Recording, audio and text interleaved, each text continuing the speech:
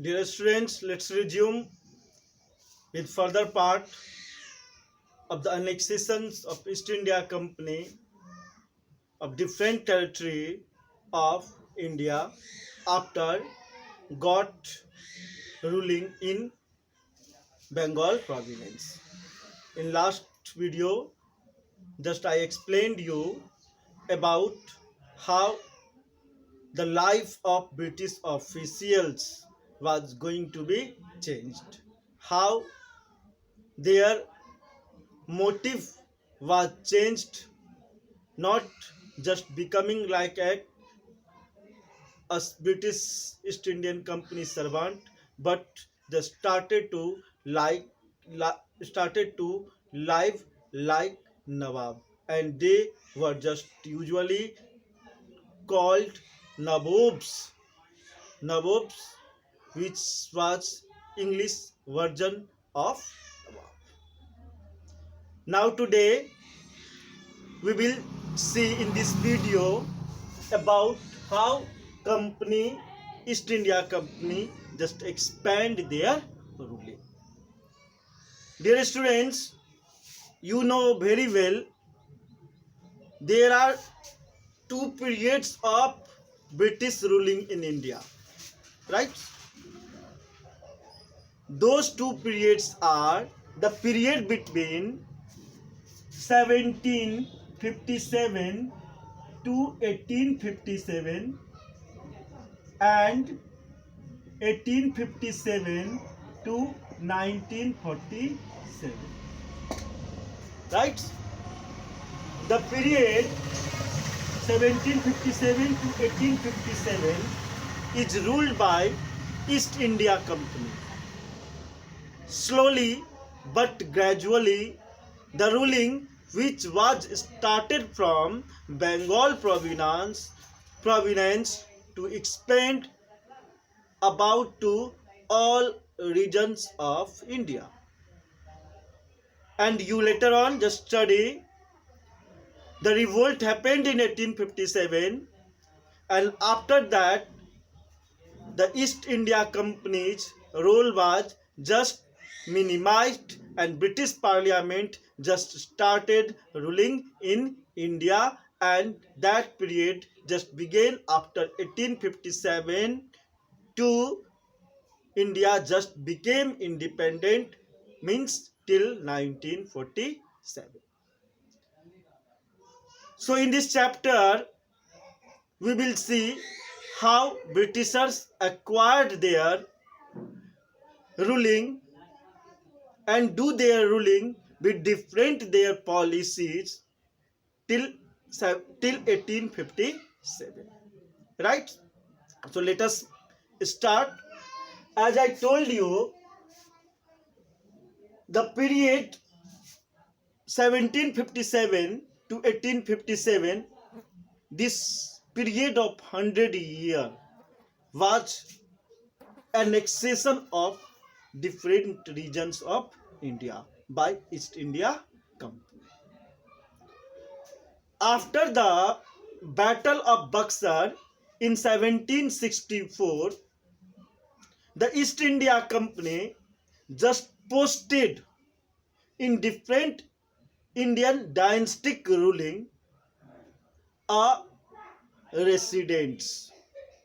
As I discussed in last video, these residents are just informer or CID of East India Company, who just giving the reports to East India Company about all issues related to politics, related to society, related to military, related to economy of any rulers to East India Company. Now taken here, what is written?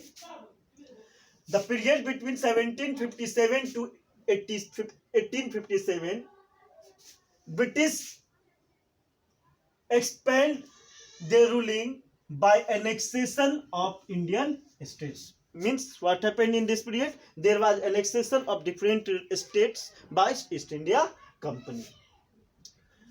But company rarely launched the direct military attack. think here.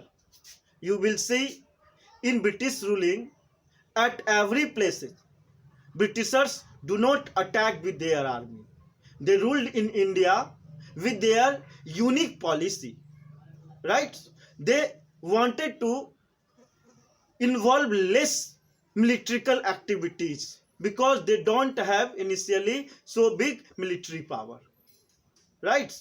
But later on you will see they just made their army power more powerful with the help of Indian rulers on the expense of the income just generated from the Indian estates, right? Means anything or any such political power will not brought from the Britain by East India Company.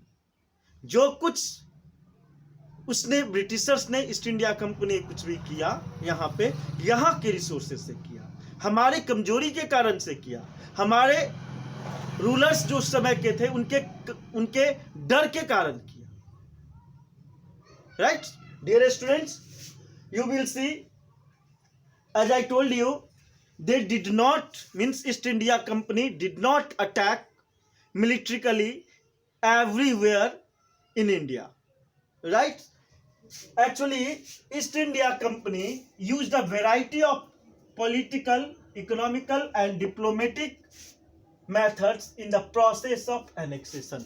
India के different regions को annex करने के लिए, अपने कब्जे में अपने ruling करने के लिए, अपने बेनिफिट के लिए यूज करने के लिए उसने बहुत सारे पॉलिटिकल, बहुत सारे डिप्लोमेटिक पॉलिसीज को उसने अपनाया और उस डिफरेंट पॉलिटिकल और डिप्लोमेटिक पॉलिसीज के कारण वो यहाँ पर सफल रहा. Overall you can say the Britishers have no doubt a very strong intelligence. Means with the help of strong intelligence they acquired or annexed the so large regions of India. Dear students, how they used political, economical or diplomatic policy, it will be understood by an example, right? After the Battle of Buxar, which happened in 1764, I think know everyone, right? Company appoints residents in Indian states, what I just discussed earlier, right? What just Britishers did after the Battle of Buxar, they appointed in different British ruling courts one residents of the Britishers. These residents were just working as the informer of British or East India Company. Commercial or political agents whose work was to serve the interest of company. Actually, in front of rulers, East India Company proposed they are just placing their economical or trading agent. They will talk how the relations between the East India Company and the rulers will increase. For this purpose, this agent will be live there. But actually, they were not only the agent, but they were the agent who just informed each and every incident and everything and every report to East India Company. As East India Company just making more stronger with informations and with the right time just attacking on that regions and control completely in our ruling or administration. Clear to everyone? Now let's continue.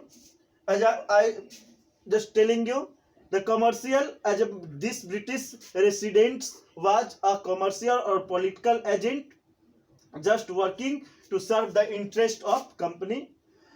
Actually, with the help of them, with the help of these residents, East India Company interfere in the internal matter of the Indian states. Right? Means not living limited to trading, but starting to interfere in social and other issues also. Right? Dear students, Britishers or East India Company started to acquire more regions with their policy, not much more war. As I told you, but at every places they do not use their military power because initially they don't have so much powerful military power or army power or the troop. Everything be made stronger in India due to weakness or fear of Indian rulers. For making their trading and military power more stronger, or administration more influenceable with their few diplomatic policies. एक line में आप ये समझिए कि Britishers India पर जो पूरी तरह से कब्जा किया उसके पीछे उसका डिप्लोमेटिक पॉलिसीज था। और वो कौन कौन से डिप्लोमेटिक पॉलिसीज थे? उस तीन पॉलिसीज मेजर पॉलिसीज थे। ऐसे बहुत सारे पॉलिसीज है, लेकिन 3 मेजर पॉलिसीज जिसके कारण एनेक्सेशन इंडिया में हुआ उसको आप इस चैप्टर में आप पढ़ोगे। And all those 3 major diplomatic policies are subsidiary alliance, doctrine of lapse, and policy of paramountcy. Right? So one by one we will read all these 3 policies in coming video. Okay students, so wait for the coming next video to understand the next topic, subsidiary alliance. I think you are just making notes properly, understanding clearly, right? And one more suggestion to all of you, that listen each and every lecture clearly. If you will miss one lecture or if you will miss one video, you cannot understand next video, right? So listen and see each and every video of this series. Thank you. Have a nice day. Waiting for coming video. Thank you.